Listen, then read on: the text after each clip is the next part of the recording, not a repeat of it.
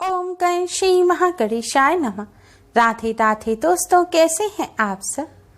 दोस्तों, आज के इस वीडियो में हम आपको सावन पुत्रदा एकादशी की कथा और महत्व बताएंगे।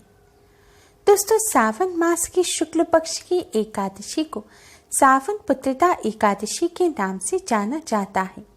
एक बार धर्मराज युधिष्ठिर ने भगवान श्री कृष्ण से कहा कि सावन शुक्ल पक्ष एकादशी की कथा क्या है और इसका महत्व क्या है, कृपया मुझे विस्तार पूर्वक कहिए। तब भगवान श्री कृष्ण ने कहा कि साल में 2 बार पुत्रदा एकादशी आती है, एक पौष मास में और एक सावन मास में। सावन शुक्ल पक्ष की एकादशी को सावन पुत्रदा एकादशी के नाम से जाना जाता है। इस व्रत को करने से वाजपेयी यज्ञ के बराबर पुण्य फल की प्राप्ति होती है। जिन लोगों को संतान नहीं है उन्हें यह व्रत अवश्य ही करना चाहिए। इस व्रत को करने से भगवान विष्णु की कृपा से उन्हें संतान सुख की प्राप्ति हो जाती है। अगर संतान को किसी प्रकार का कष्ट है तो भी यह व्रत रखने से सारे कष्ट दूर हो जाते हैं और संतान दीर्घायु होती है। सावन पुत्रदा एकादशी कथा का महात्म्य भी बहुत अधिक है। इस कथा को जो कोई पढ़ता है या फिर श्रवण करता है उसे कई गायों के दान के बराबर फल की प्राप्ति होती है। उसके समस्त पापों का नाश हो जाता है और उसकी संतान सुखी, दीर्घायु और धनवान बनते हैं। हे धर्मराज युधिष्ठिर, अपने आप को सावन पुत्रदा एकादशी की कथा कहता हूँ, सो ध्यान पूर्वक सुनिए। इसे सुनने से भी वाजपेयी यज्ञ के बराबर पुण्य फल प्राप्त होता है। सावन पुत्रदा एकादशी की कथा इस प्रकार है। द्वापर युग के आरंभ में महिष्मती नाम की एक नगरी थी, जिसमें महीजित नाम का राजा राज्य करता था। लेकिन पुत्रहीन होने के कारण राजा को राज्य सुखदायक नहीं लगता था। उसका मानना था कि जिसके संतान ना हो उसके लिए यह लोक और परलोक दोनों ही दुखदायक होते हैं।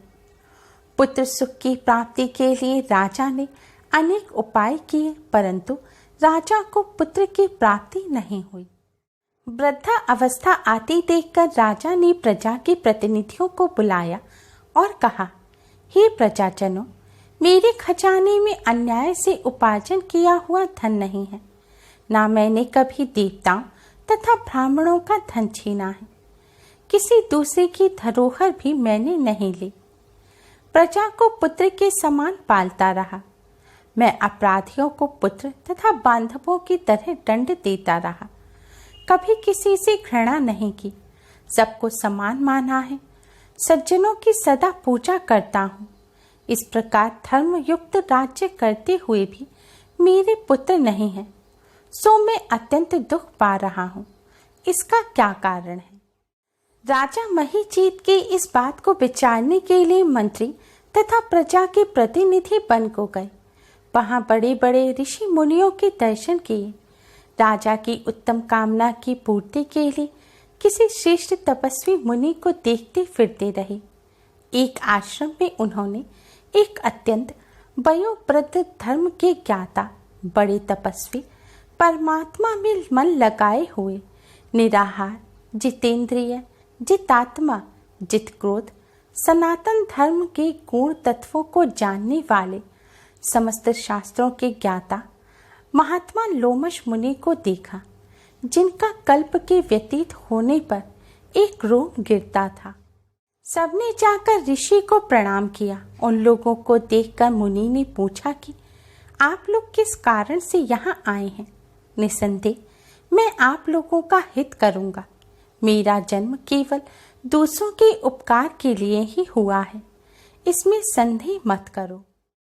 लोमश ऋषि के ऐसे वचन सुनकर सब लोग बोले, हे महर्षि, आप हमारी बात जानने में ब्रह्मा से भी अधिक समर्थ हैं, अतः आप हमारे इस संदेह को दूर कीजिए। महिष्मतीपुरी का धर्मात्मा राजा महीजीत प्रजा का पुत्र के समान पालन करता है, फिर भी वह पुत्रहीन होने के कारण दुखी है। उन लोगों ने आगे कहा कि हम लोग उसकी प्रजा हैं, अतः उसके दुख से हम भी दुखी हैं।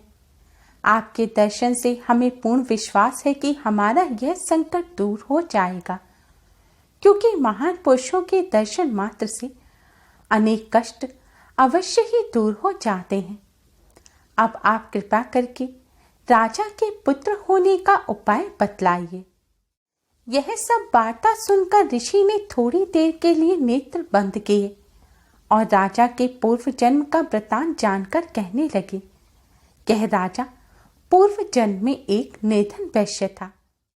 निर्धन होने के कारण इसने कई बुरे कर्म किए, झूठ बोले, लोगों को बेवकूफ बनाया, लोगों के धन को हड़प लिया।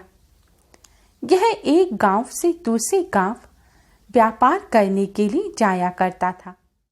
एक बार जब यह राजा दूसरे गांव जा रहा था तो बीच में एक जंगल में रुक गया। जंगल में यह रास्ता भटक गया। जब इसने रास्ता भटका तब ज्येष्ठ मास की शुक्ल पक्ष की 10वीं थी। यह 2 दिन तक जंगल में ही भटकता रहा। जंगल में ना तो इसे कुछ खाने को मिला और ना ही पीने के लिए पानी मिला। इस प्रकार भूखा प्यासा यह ज्येष्ठ मास की शुक्ल पक्ष की 10वीं और ज्येष्ठ मास की शुक्ल पक्ष की एकादशी पर जंगल में ही भटकता रहा। ज्येष्ठ मास की शुक्ल पक्ष की एकादशी को ही निर्जला एकादशी कहते हैं। इस प्रकार से इसका निर्जला एकादशी का व्रत संपूर्ण हो गया। ज्येष्ठ मास की शुक्ल पक्ष की द्वादशी तिथि पर यह फिर से जल की तलाश में घूमता रहा। द्वादशी पर मध्याह्न के समय इसको एक जलाशय दिखा। उसी जलाशय पर तत्काल ही ब्याही हुई एक प्यासी गौ जल पी रही थी। क्योंकि राजा पिछले 2 दिन से भूखा प्यासा था तो इसे बहुत ज्यादा प्यास लग रही थी। इसलिए राजा ने उस प्यासी गाय को जल पीते हुए हटा दिया और स्वयं जल पीने लगा। इसलिए राजा को यह दुख सहना पड़ रहा है। राजा क्योंकि 2 दिन भूखा प्यासा रहा था और तब निर्जला एकादशी थी। निर्जला एकादशी का इसका व्रत संपूर्ण हुआ। इस व्रत के प्रभाव से ही इसके पिछले सारे पापों का नाश हो गया। इस वजह से ही यह इस जन्म में राजा हुआ। लेकिन व्रत के बाद इसने प्यासी गाय को जल पीने से हटा दिया। इस कारण इसे पुत्र वियोग का दुख सहना पड़ रहा है। ऐसा सुनकर सब लोग कहने लगे कि हे ऋषि, शास्त्रों में पापों का प्रायश्चित भी लिखा है। अतः जिस प्रकार राजा का यह पाप नष्ट हो जाए, आप ऐसा उपाय बताइए। लोमश मुनि कहने लगे कि श्रावण मास की शुक्ल पक्ष की एकादशी, जिसे पुत्रदा एकादशी कहते हैं, तुम सब लोग यह व्रत करो और रात्रि को जागरण करो। इससे राजा का यह पूर्व जन्म का पाप भी अवश्य ही नष्ट हो जाएगा। साथ ही राजा को पुत्र की प्राप्ति भी अवश्य ही होगी।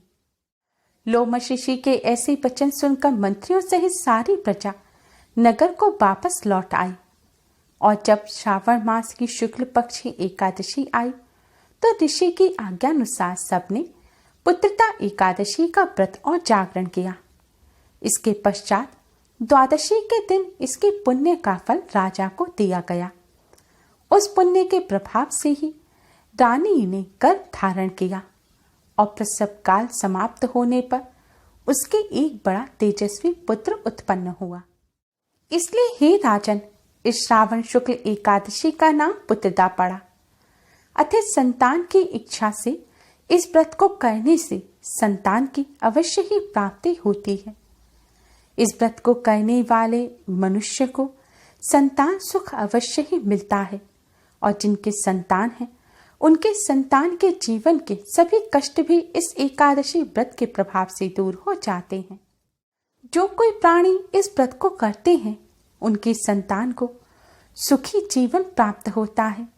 संतान के जीवन में आ रहे कष्ट दूर होते हैं। रोगों से भी संतान को छुटकारा मिलता है।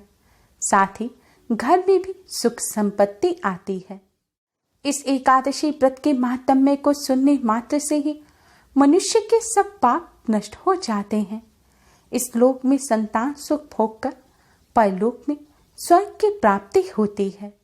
जो मनुष्य इस एकादशी कथा को सच्चे मन से सुनते हैं उनके जीवन में सुख आता है, संतान को भी हर क्षेत्र में सफलता मिलती है और दीर्घायु की भी प्राप्ति होती है। इस प्रकार सावन पुत्रदा एकादशी की कथा पूर्ण हुई। उम्मीद है आपको हमारी ये वीडियो पसंद आई होगी। प्लीज़ लाइक कर अपने फ्रेंड्स के साथ शेयर जरूर करें, जिससे वह भी इससे लाभ प्राप्त कर सके। हमारी और भी वीडियोस के लिए हमारे चैनल को सब्सक्राइब कर बेल आइकन को भी जरूर दबाएं। Thanks for watching. Radhe Radhe.